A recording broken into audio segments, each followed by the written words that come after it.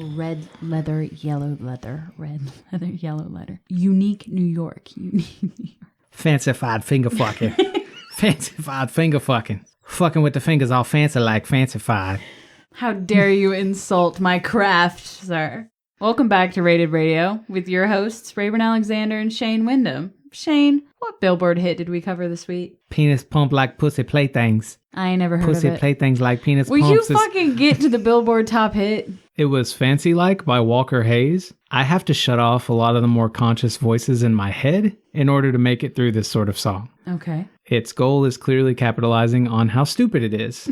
And I don't particularly find that stupidity fun by default. But I do appreciate that the lyrics at least seem self-aware of their own goofiness. The melody doesn't wear out its welcome too fast, and I genuinely enjoy the way the chorus manages feeling fresh in spite of not really doing more than just moving the guitar out of the forefront. 4 stars. Now, if you ask my spouse, he may rank this one a 5, especially here recently. While Hayes' track is infectious, I find sounds like these short-lived and lacking staying power. Still not a bad bop, though. I gave it a 4. Roll the intro.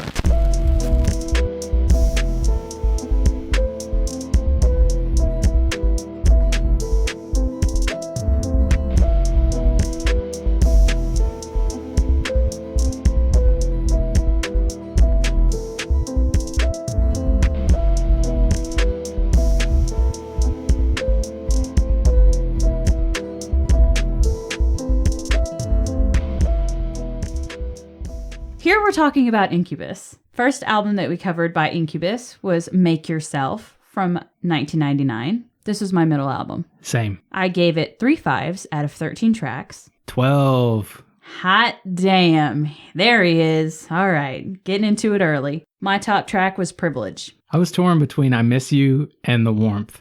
I mean, I think it would be I Miss You, but Okay. I've got to give it to Codes, man. The Warmth is... If I was driving off a bridge... It's my bottom track. Oh, my damn. That's your bottom track? Yes. Mine was Battlestar Skrillex. Even though I did enjoy that instrumental, I gave it a 4. Well, Codes might have lost all respect for me. That's assuming he had Not to say that respect there's for any you. that he had to begin with.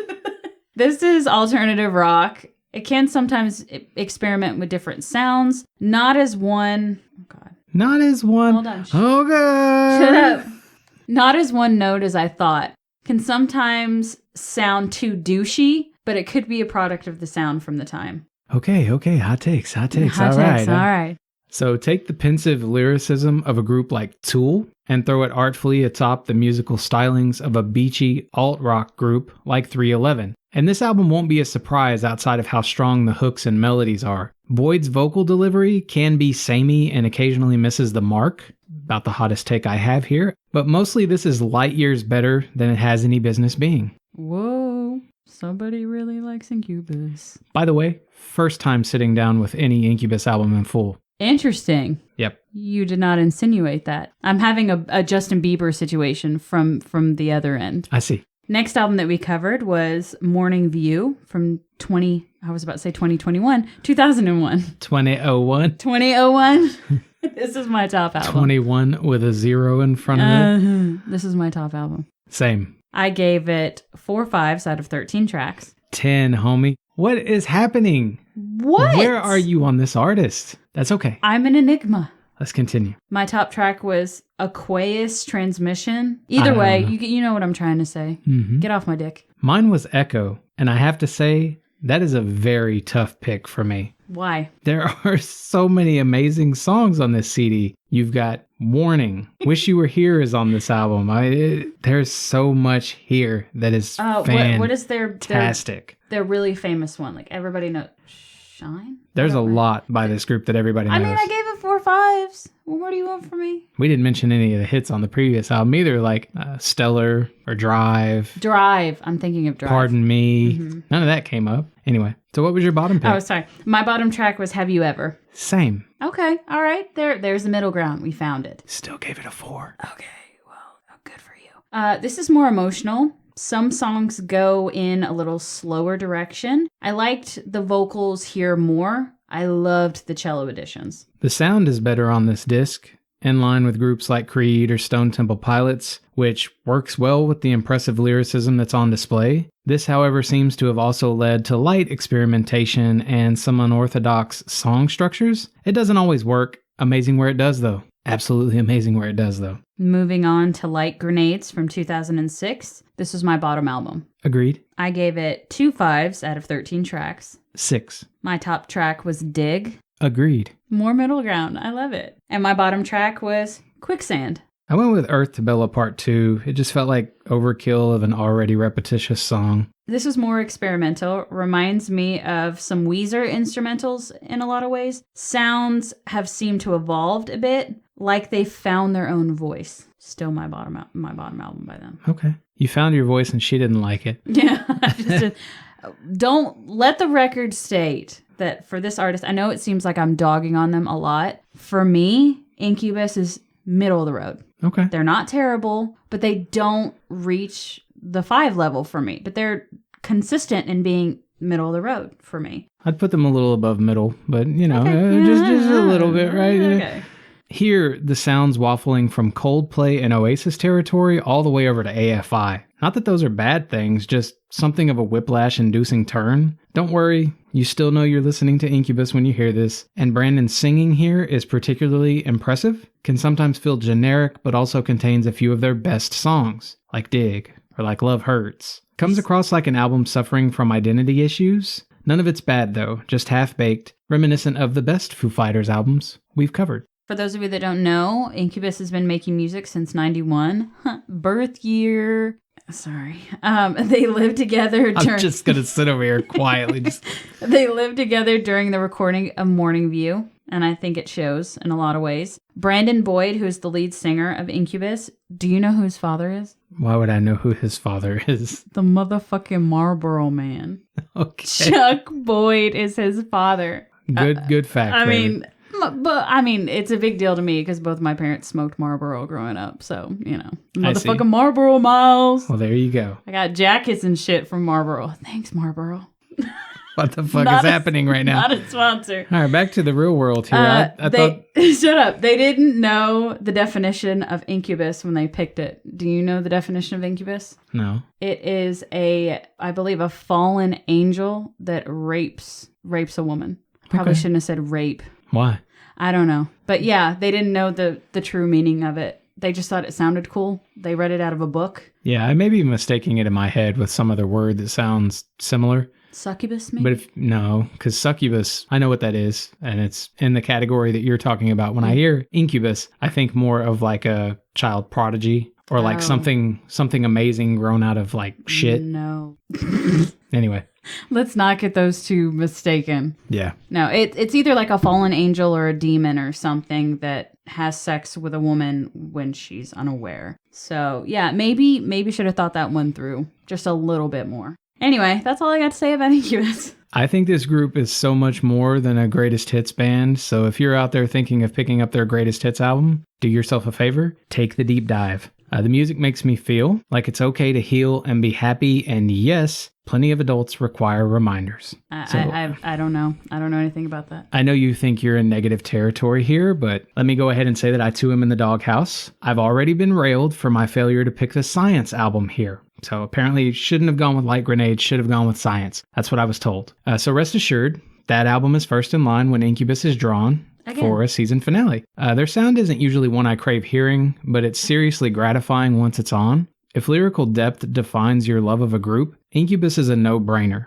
Otherwise, their appeal is most likely relegated to turn-of-the-century alternative fans. Delightfully spacey and conscious grunge, though, easily identifiable. I adore this group much more than I expected to. You know what? Same. Well, all right. Let's take a damn break then. Yeah. Did you want to say something more? Yeah, okay, I'm just going to leave it at that. Same. I enjoyed them more than I thought I was going to.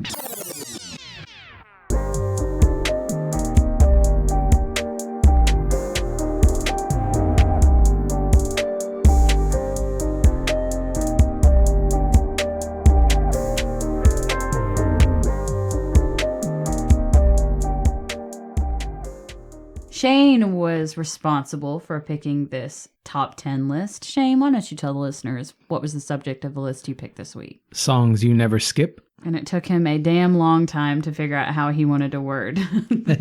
Kiss my ass. The title of that one. Why don't you go ahead and go first, because I'm curious to know. So, big spoiler for everyone out there who would go look at the list. It's going to be a bunch of sappy shit because I listen to that sad shit. But my pick for story here is Brand New Me by Alicia Keys. This song reminds me of some really awful back and forth I had with someone I used to consider a really good friend. One of my pets was dying at the time. My brother-in-law had just come out of the ICU. And my mom was struggling with a lot of personal stuff that was weighing on me. I'd already pretty well axed my social life too, and that now ex-friend kept trying to discourage me from attending holiday social events. I could rightly say it was a dark time in my life, but it also wound up being the final straw for a lot of my improperly valuing myself. I don't yet love what I see in the mirror the way I used to, but I haven't let that stop me writing a novel, starting this podcast, making my music available for anyone to hear, hosting a YouTube show, and so on. And I'd still love to think that I'm ready to put the needs of others woefully ahead of my own, the way I know a lot of people were used to me doing. But the truth is that I no longer much value people who don't value me in return. And that really is the healthiest way to live your life. So those of you who like to think of yourself as glue for the book of your lives deserve to own the fact that you're most of the pages as well.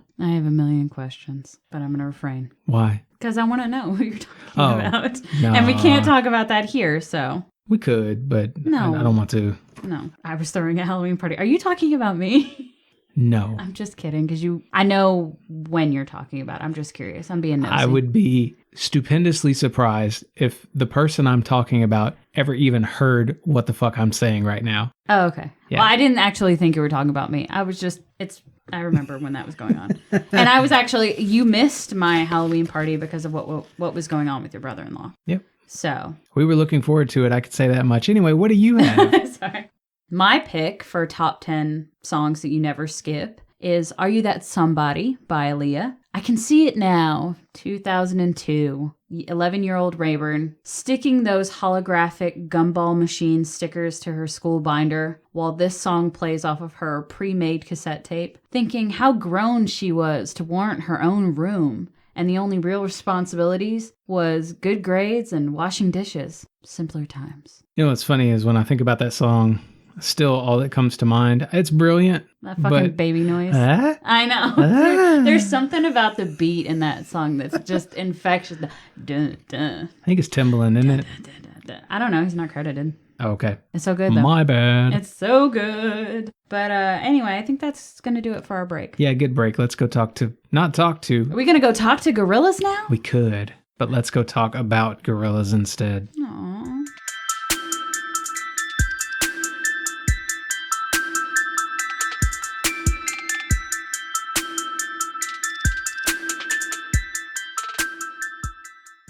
Keep driving that train, Rayburn. The first album that we covered by Gorillaz is Gorillaz from 2001. This was my middle album. Agreed. I gave it 4 5s out of 18 tracks. 2 out of 15. Oh, I did the extended.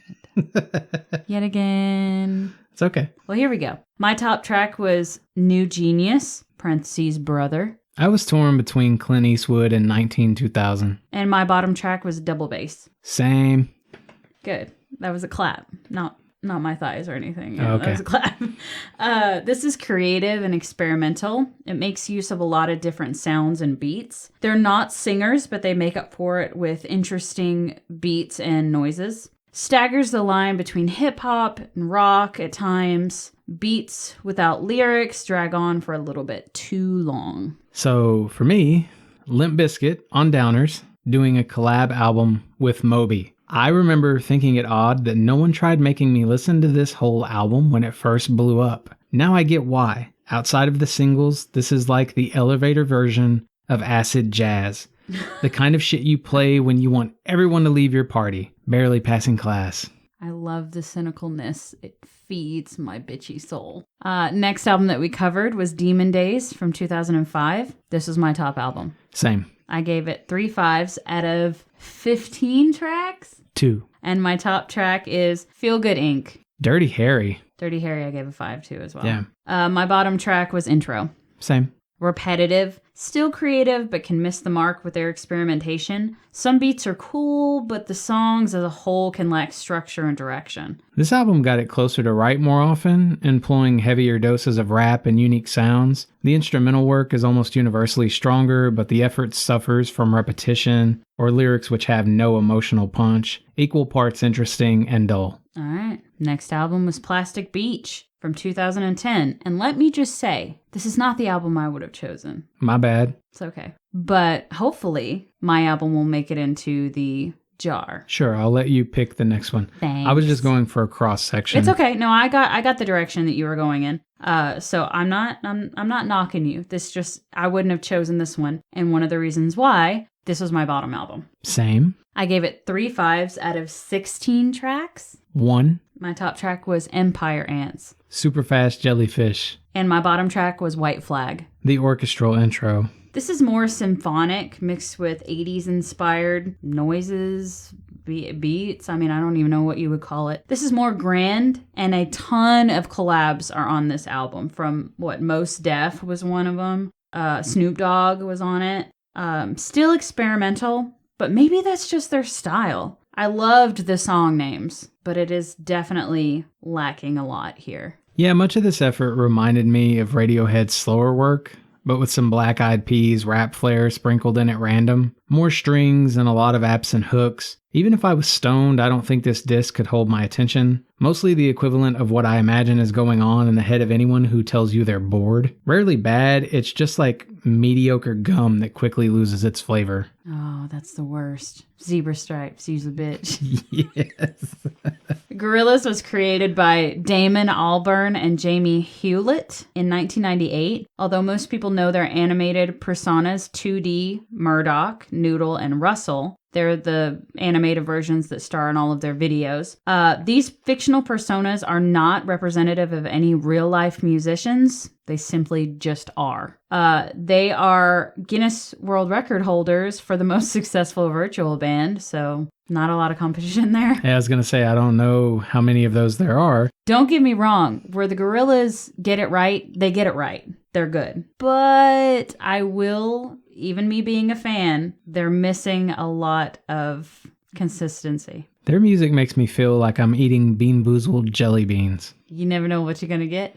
And most of the time it's bad. Hey.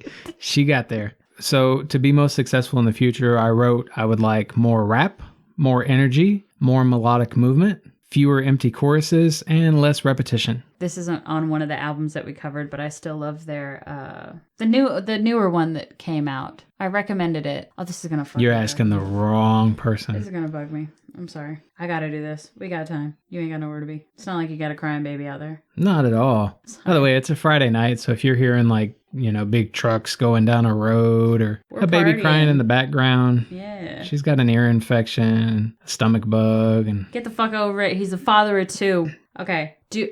Humility featuring George Benson. That one's good. Shane might not agree, but I love it. I know George Benson. Most of what we covered here is the epitome of squandered potential. Okay. In spite of the originality, I won't be returning to this music. It's built for people who enjoy slow-moving house loops with a bunch of weird in the mix. Even my 5s barely registered as winners.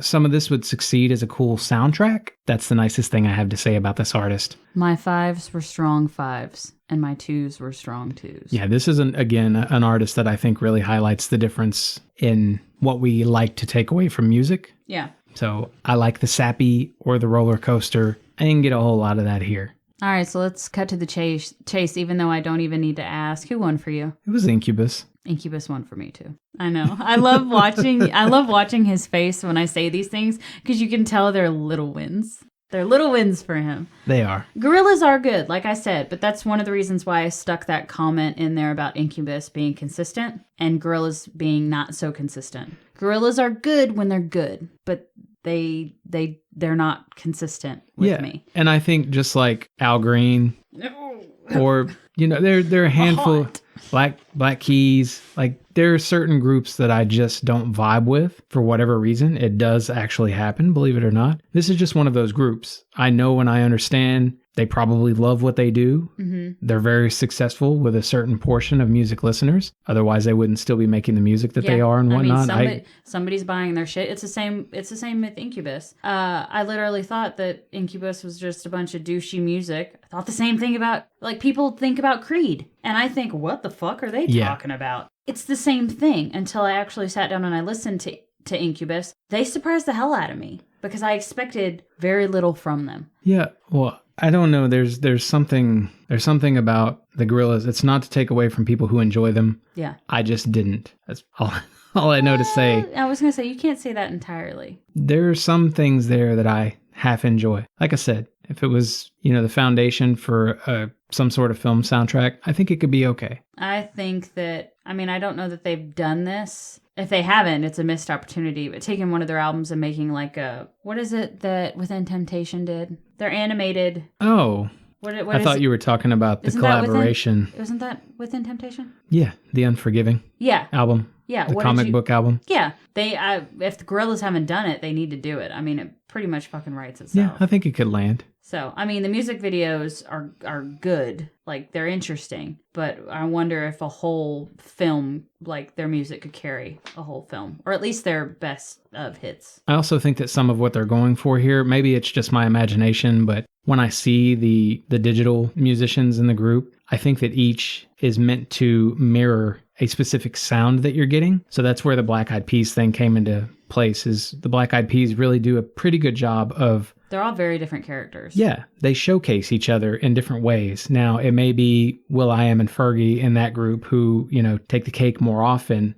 This group, it was like every song, they had to mix them all in. And I can respect that. It just didn't gel for me. I wanted basically more rap, because a lot of this reminded me of Gnarls Barkley. Yes. In ways. Yes. But that's a lot of great hip hop with CeeLo Green, who, yes. Oh my fucking God. So it comes so close, but it's so far, it's just not for me. Like, it gives you hints of hope, but it's just not where you want it to be yet. It's just not in the direction that you want it to go in. So I get you. I feel you. It's riding the teapots at a carnival, it's not jumping on the zipper. Mm-hmm. It's not even the Judge Roy Scream, or any like smaller roller coaster. Dude, I do not vibe on sit down roller coasters that lift you up out of their seat. If the top doesn't come down and lock me into place, I'm not about it. I'm not going to ride it. I was always freaked out by people who put their hands up on those sort of roller coasters. Get their hands hit or something? Yes, like the level of trust that you have to have in engineers or whatnot to think that they've made enough clearance for you to throw your hands up in the air all the way. I won't even get in the seat. It's just not there. Like Batman or we're talking about Six Flags. Yeah. Batman or the fucking Mr. Freeze. Over Texas. Where you're locked in. Yeah, I feel good. I still haven't done Mr. Freeze. Oh, dude, the line. It's the only one, and that's why I never want to stand in that thing. God. Because you can watch it. It's like, okay, I'm going to go up that way. I'm going to come back this way. You're on it for 10 seconds because it goes fucking fast. And you have to wait like an hour plus every time. Yeah, we waited 2 hours. Every time. We waited 2 hours to get up there and have them tell us that one person that we were with was too big to ride. And my brother, being the sweetheart that he is, decided not to ride the ride. I fucking got on the ride because I waited for 2 hours. So yeah, that was a bit of a bummer. I was having flashbacks to trying to keep up with Alyssa getting onto the Batman because she would just fucking run. She kept walking through the line. Like, I'm just going to go where I want. And she's a little girl at the time. Yeah. So I couldn't catch her, and I was afraid, like, she's going to get off. Luckily, we got on the same coaster. Totally my sister. But it's like, y'all were at the Mr. Freeze, and I thought, I'm going to lose their daughter. I'm going to lose their daughter at Six Flags. Were you with us that one time that someone that was with us couldn't ride it? I've gone to Six Flags a bunch. I don't ever remember that. I remember people riding it. I don't ever remember you having to keep up with Alyssa. I remember that, like, vaguely. Yeah, it wasn't like the whole time. It was just those two rides are right there by each other. Yeah, anyway, let's draw. Yeah, let's get back to business and draw for next week. Wait a minute. I'm opening my jar and everything. I don't have to draw.